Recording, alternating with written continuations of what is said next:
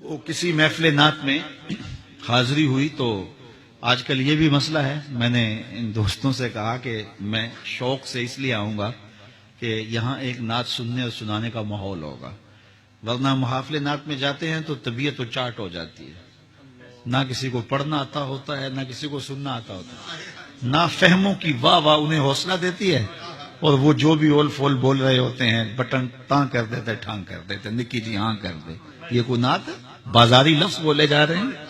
یہاں تو زباں ہو محو توصیف و ثنا تو نعت کہتا ہوں، بنے جب دھڑکنے صلی اللہ تو نعت کہتا ہوں. یہ تو معمولی بات تو نہیں ہے. عرفی مشتا بھی رہے نعت است نہ صحرا. عرفی کہتا ہے یوں ہی نہ چل پڑنا نظر اٹھا کے، یہ کوئی صحرا نہیں ہے.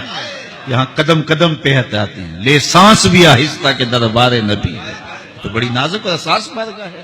یہاں تو لب کھولنے سے پہلے لفظ کھولنے پڑتے ہیں. اللہ اکبر.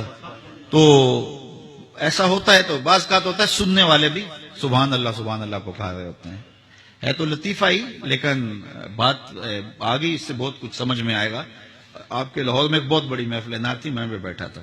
تو ایک معروف ثناخواں پڑھ رہے تھے اعلی حضرت کا کلام، اور کلام تھا کہ رہے گا یوں ہی ان کا چرچا رہے گا، پڑے خاک ہو جائیں جل جانے والا. تو ایک اور معروف ثناخواں اٹھے اور ان کے کان میں کہا کہ اس کو یوں پڑھو، بڑھے گا یوں ہی ان کا چرچا بڑھے گا. تو انہوں نے یوں پڑھنا شروع کر دے. جتنے بھی مجلس تھی سارے جھومنے لگے. تو ایک صاحب میرے ساتھ بیٹھے تھے، انہوں نے مجھے دیکھا کہ ان کو جنبش نہیں ہوئی، پتہ نہیں سمجھ نہیں آئی. تو وہ میری طرف منہ کر کے کہنے لگے کہ مولانا کیسا ہے؟ میں نے کہا بندہ اعلی حضرت سے سیانا لگتا ہے. کہ اعلی حضرت نے کہا رہے گا یوں ہی ان کا چرچا رہے گا، اور اس نے کہہ دیا بڑھے گا. حالانکہ چرچا بڑھنا یہ اردو میں ہے ہی نہیں. اردو میں کوئی روزمرہ ہی نہیں ہے، کوئی محاورہ ہی نہیں ہے.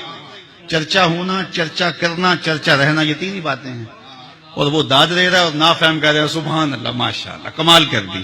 تو وہ کہنے لگا کہ جناب آپ نے غور نہیں کیا. میں کہ بندہ سیانا لگتا ہے حضرت سے. تو یہ جب نافہم ہو تو پھر بڑا مشکل ہو جاتا ہے. تو وہ ایسی ایک محفل نعت تھی، تو کسی نے وہ پڑھ دیا کہ وہ اپنا مقدمہ کیسے ہار سکتا ہے جس کے حضور وکیل ہوں.